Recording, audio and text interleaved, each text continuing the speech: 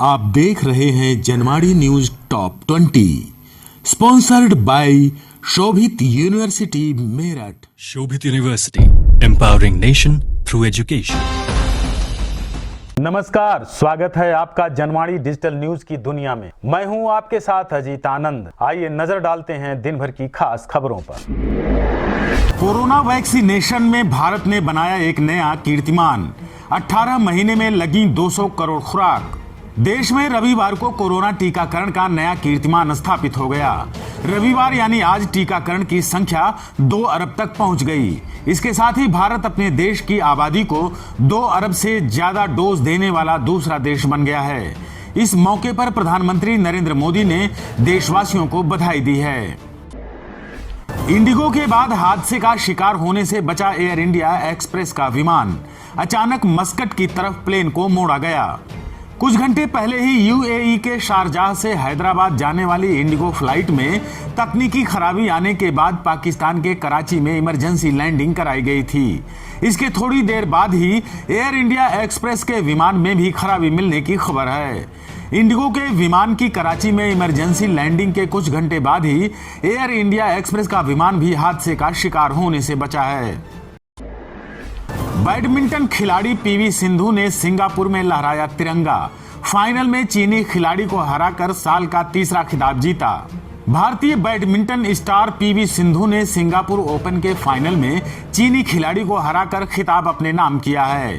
PV Sindhu ने 3 set तक चले फाइनल मैच में चीन की वांग जी को 21-9, 11-21 और 21-15 से मात दी है।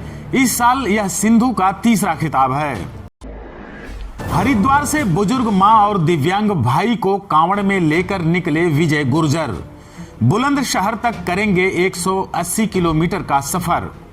हरिद्वार से कांवड़ियों का रैला शिवालयों की ओर बढ़ रहा है। बुलंदशहर के विजय गुर्जर अपनी बुजुर्ग मां और दिव्यांग भाई को लेकर कांवड़ यात्रा पर निकले हैं। श्रवण कुमार की तरह दोनों को लेकर तीर्थ यात्रा से वापस लौट रहे विजय गुर्जर मुजफ्फरनगर पहुंचे तो उन्हें देखने वालों की भीड़ लग गई। हरिद्वार में गंगा जल लेकर शुरू हुई यात्रा बुलंदशहर के गांव शेरपुर के शिवालय में जलाभिषेक कर संपन्न होगी। सर्वदलीय बैठक में प्रधानमंत्री की अनुपस्थिति पर भड़की कांग्रेस पार्टी। बोली, क्या यह असंसदीय नहीं है? संसद के कल से शुरू होने वाले मानसून सत्र से पहले सरकार द्वारा सर्वदलीय बैठक बुलाई गई थी। इस बैठक में सरकार का प्रतिनिधित्व वरिष्ठ केंद्रीय मंत्री राजनाथ सिंह, राज्यसभा में भाजपा के नेता पीयूष गोयल और केंद्रीय संसदीय कार्य मंत्री प्रहलाद जोशी ने किया। हालांकि कांग्रेस पार्टी ने प्रधानमंत्री नरेंद्र मोदी की बैठक से अनुपस्थिति पर सवाल उठाया। बता दें कि संसद का मानसून सत्र 18 जुलाई से 12 अगस्त तक चलेगा। छत्तीसगढ़ में टीएस सिंहदेव के इस्तीफे से फिर गरमाई सियासत। मुख्यमंत्री भूपेश बघेल और स्वास्थ्य मंत्री के बीच खींचतान शुरू। छत्तीसगढ़ के मुख्यमंत्री भूपेश बघेल और स्वास्थ्य मंत्री टीएस सिंहदेव के बीच एक बार फिर खींचतान शुरू हो गई है। दरअसल शनिवार को टीएस सिंहदेव ने पंचायत विभाग से इस्तीफे का ऐलान कर दिया था। जब सीएम भूपेश बघेल से मीडिया ने पूछा तो उन्होंने कहा कि उन्हें अभी तक इस्तीफा नहीं मिला है। कोरोना वायरस से 7 गुना बड़ा है मंकी पॉक्स। केरल के मरीज में मिला दक्षिण अफ्रीकी वेरिएंट। वैज्ञानिकों को मंकी पॉक्स का जीनोम कोरोना वायरस से 7 गुना अधिक बड़ा मिला है। साथ ही पता चला है कि केरल निवासी देश के पहले मंकी पॉक्स संक्रमित मरीज में दक्षिण अफ्रीकी वेरिएंट है। यूपी में 10 आईपीएस और 5 आईएएस अफसरों का हुआ तबादला। बवाल के बाद हटाए गए कन्नौज के डीएम और एसपी। कन्नौज में एक धार्मिक स्थल में आगजनी और तोड़फोड़ की घटना के बाद यूपी सरकार ने सख्त एक्शन लिया है। इस मामले में कन्नौज के जिलाधिकारी और पुलिस अधीक्षक को हटाते हुए दोनों को प्रतीक्षारत रखा गया है। आईपीएस कुंवर अनुपम सिंह कन्नौज के नए पुलिस अधीक्षक नियुक्त किए गए हैं, जबकि आईएएस शुभ्रांत कुमार शुक्ला को कन्नौज का जिलाधिकारी बनाया गया है। उधर रविवार को प्रशासन ने 5 आईएएस और 10 आईपीएस अफसरों के तबादले कर दिए हैं।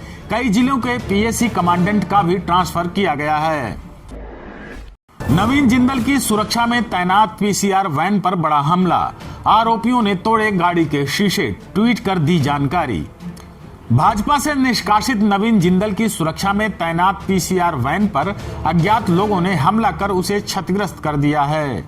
रविवार सुबह जिंदल ने फोटो सहित ट्वीट कर घटना की जानकारी दी। मालूम हो कि बीते 29 जून को भी जिंदल को जान से मारने की धमकी मिली थी। शनिवार देर रात्रि की घटना के बारे में बताते हुए नवीन जिंदल ने एक बार फिर दावा किया है कि इस्लामिक जिहादियों से उनके परिवार को जान का खतरा है। पानी न बरसने पर इंद्र देवता के खिलाफ दर्ज की गई शिकायत, कार्रवाई की उठाई गई मांग। गोंडा जिले के करनैलगंज निवासी सुमित कुमार यादव ने पानी न बरसने पर इंद्र देवता के खिलाफ शिकायत करते हुए कार्रवाई की मांग उठाई है। जिले में संपूर्ण समाधान के दिन करनैलगंज के ग्राम झाला परगना के निवासी सुमित कुमार यादव ने कहा है कि प्रदेश में बरसात नहीं होने से आम जनमानस बहुत परेशान है, इसलिए इंद्र देवता के खिलाफ कार्रवाई की जाए। आप देख रहे हैं Janwadi news top 20, sponsored by Shobhit university Meerut. Shobhit University, empowering nation through education. Meerut जिले के एक होटल में छापा पड़ते ही मची अफरा तफरी, मनोरंजन के लिए बुलाई गई थी विदेशी युवतियां। मेरठ में पुलिस ने रविवार को एक होटल में छापा मारा तो वहां अफरा तफरी मच गई। पुलिस ने होटल से विदेशी लड़कियों के साथ कई दर्जन युवकों को भी गिरफ्तार किया है। इस होटल में अवैध रूप से कसिनो चल रहा था। विदेशों से मनोरंजन के लिए लड़कियां भी बुलाई गई थीं। परतापुर पुलिस की भूमिका संदिग्ध मानते हुए एएसपी ब्रह्मपुरी विवेक यादव ने यह बड़ी कार्रवाई की है। मेरठ में हुआ बड़ा सड़क हादसा, अज्ञात वाहन की चपेट में आने से युवक की मौत। मेरठ में डाबका गांव स्थित कट के पास रविवार को एक दर्दनाक हादसा हो गया। बताया गया है कि दिल्ली से डाक कांवड़ लेने हरिद्वार जा रहा युवक एक अज्ञात वाहन की चपेट में आ गया। हादसे के बाद युवक की मौत हो गई। पुलिस मामले की जांच कर रही है। मेरठ में गैस एजेंसी पर फांसी लगाकर एक व्यक्ति ने दी जान, घटना की सच्चाई पता करने में जुटी पुलिस। मेरठ में लिसाड़ी गेट क्षेत्र के श्याम नगर में इंडियन गैस एजेंसी पर एक व्यक्ति ने रविवार की सुबह 6 बजे फांसी लगाकर आत्महत्या कर ली। वहीं घटना की जानकारी मिलते ही पुलिस मौके पर पहुंची और मामले की जांच पड़ताल की। लोहिया नगर निवासी 50 वर्षीय रईस ने आत्महत्या क्यों की है, पुलिस इस बात का पता लगाने में जुटी हुई है। आखिर दबोचा गया पूर्व बसपा एमएलसी महमूद अली, नवी मुंबई से हुआ गिरफ्तार, रिमांड पर लेगी सहारनपुर पुलिस। खनन माफिया पूर्व एमएलसी हाजी इकबाल के छोटे भाई पूर्व बसपा एमएलसी महमूद अली को सहारनपुर पुलिस ने शनिवार देर शाम नवी मुंबई से गिरफ्तार कर लिया है। एसएसपी विपिन टाडा ने बताया कि मिर्जापुर थाने में दर्ज धोखाधड़ी के एक मामले में पूर्व एमएलसी को नवी मुंबई से गिरफ्तार किया गया है, जिसे कोर्ट में वारंट दाखिल कर रिमांड पर लेकर सहारनपुर लाया जाएगा। जम्मू कश्मीर के पुलवामा में सुरक्षा बलों की टीम पर किया आतंकियों ने हमला। आतंकी हमले में सीआरपीएफ का एक जवान हुआ शहीद। दक्षिणी कश्मीर के पुलवामा में रविवार को आतंकियों ने सुरक्षा बलों की टीम पर घात लगाकर हमला कर दिया। आतंकी हमले में सीआरपीएफ का एक जवान शहीद हो गया है। बताया जा रहा है कि स्थानीय पुलिस और सीआरपीएफ के जवान नाके पर चेकिंग कर रहे थे। इसी दौरान आतंकियों ने सुरक्षा बलों की टीम पर घात लगाकर हमला कर दिया। गूगल, फेसबुक जैसी कंपनियों को भारतीय मीडिया संस्थानों से शेयर करना होगा मुनाफा। विशेष कानून लाने पर विचार कर रही है मोदी सरकार। स्थानीय मीडिया हाउस का कंटेंट इस्तेमाल करने पर टेक कंपनियों को ऑस्ट्रेलिया में भुगतान करना पड़ता है। ये कानून लागू करने वाला ऑस्ट्रेलिया पहला देश है। अब भारत में भी इस तरह के कानून पर विचार किया जा रहा है। इलेक्ट्रॉनिक्स और सूचना प्रौद्योगिकी राज्य मंत्री राजीव चंद्रशेखर ने इस बारे में जानकारी दी है। राहुल गांधी ने केंद्र सरकार को सुनाई खरी खरी, बोले नए भारत में हक मांगने पर होगी गिरफ्तारी, भविष्य उजाड़ रही तानाशाह सरकार। कांग्रेस पार्टी के राहुल गांधी ने एक बार फिर से केंद्र की मोदी सरकार को बेरोजगारी के मसले पर कटघरे में खड़ा किया है। उन्होंने केंद्र सरकार को तानाशाह करार देते हुए कहा है कि नए भारत में हक मांगने पर गिरफ्तारी होती है।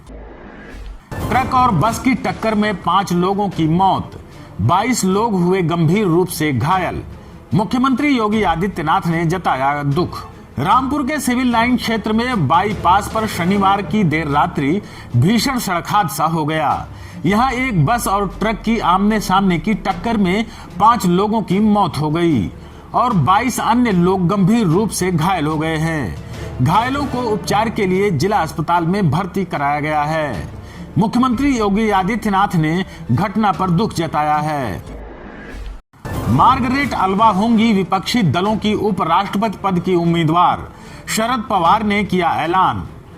उपराष्ट्रपति चुनाव के लिए विपक्षी दलों ने भी रविवार को अपने प्रत्याशी का ऐलान कर दिया है। विपक्ष ने मार्गरेट अल्वा को उपराष्ट्रपति पद का उम्मीदवार बनाया है। एनसीपी चीफ शरद पवार ने इनके नाम का ऐलान किया है। आईसीएसई 10वीं का रिजल्ट जारी। पहले पायदान पर यूपी की 2 बेटियों समेत 3 ने बनाई जगह। Council for the Indian school certificate examination ने आईसीएसई कक्षा 10वीं के परिणाम को जारी कर दिया है। ऑल इंडिया मेरिट में पहले स्थान पर रहने वाले टॉप 4 छात्रों में हरगुन कौर मथारू पुणे महाराष्ट्र से हैं, बाकी तीनों उत्तर प्रदेश से हैं। इनमें कानपुर की अनिका गुप्ता, बलरामपुर के पुष्कर त्रिपाठी तथा लखनऊ के कनिष्क मित्तल शामिल हैं। इन चारों छात्रों ने 500 में से 499 अंक हासिल किए हैं। आप देख रहे हैं Janwadi news top 20, sponsored by Shobhit university Meerut. Shobhit University, empowering nation through education.